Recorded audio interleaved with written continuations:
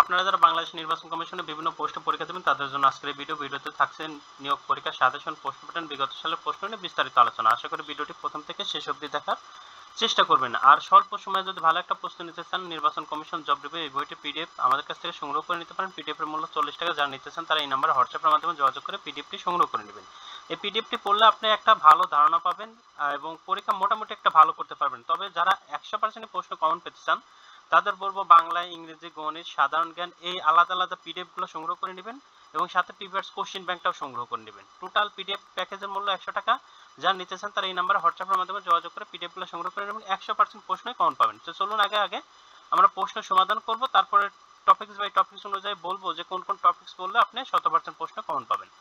দেখা যাক, এই পরীক্ষা 1 ঘন্টা সময় দেওয়া হয়েছিল।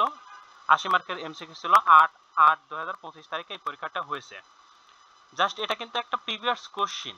এটা থেকে আপনারা জাস্ট ধারণা নেবেন যে প্রশ্নটা কেমন আসে। এটা যে প্রশ্ন এমন না, এটা কিন্তু একটা প্রিভিয়াস কোশ্চেন। আবারও বলছি, এর একটি এর বহুবচন কোনটি? এগুলো। রাজপথ এর 22 বাক্য কোনটি? পথের রাজা। ষষ্ঠ সন্ধি বিচ্ছেদ কোনটি? সস প্লাস থ, ষষ্ঠ।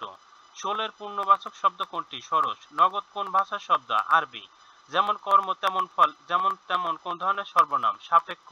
যে কারণে যে ব্যাকরণ ভালো এ ব্যাকরণের কোন কারক? সে ব্যাকরণ ভালো, এখানে ব্যাকরণ অধিকরণ কারক। কাজী নজরুল ইসলামের জন্ম তারিখ কোনটি? 24শে মে 1899। যা ক্রমশ বর্ধিত হচ্ছে এক কথা কি বলে? এক কথা তাকে বর্ধিনচু বলে। বাংলা একাডেমি কত সালে প্রতিষ্ঠিত হয়?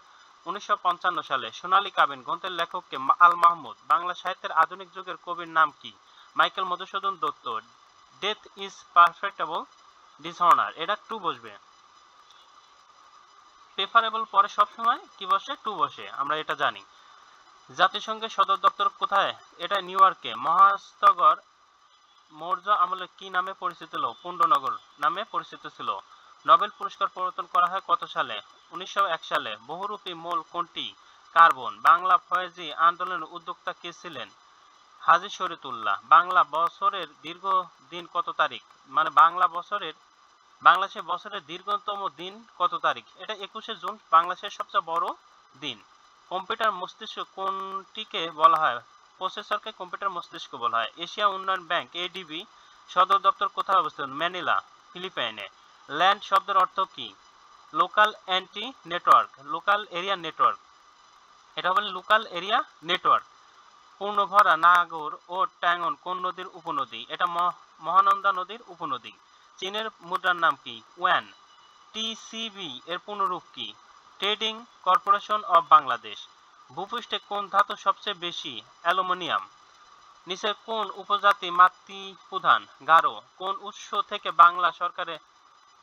থেকে বাংলাদেশ সরকার সর্বোচ্চ রাজস্ব আয় করে? মূল্য সংযোজন কর, অর্থাৎ যেটা আমরা বিভিন্ন পণ্য কিনি সেই পণ্যের উপর যে সংযোজন কর থাকে সেটা থেকে বাংলাদেশ সরকার সবচেয়ে বেশি রাজস্ব আয় করে। ফিফা বিশ্বকাপ ফুটবল কখন অনুষ্ঠিত হয়? প্রথম অনুষ্ঠিত হয়েছিল 1930 সালে। ইন্টারনেট ব্যান্ডউইথ কি? ইন্টারনেট ব্যান্ডউইথ হলো ডেটা প্রবাহের হার।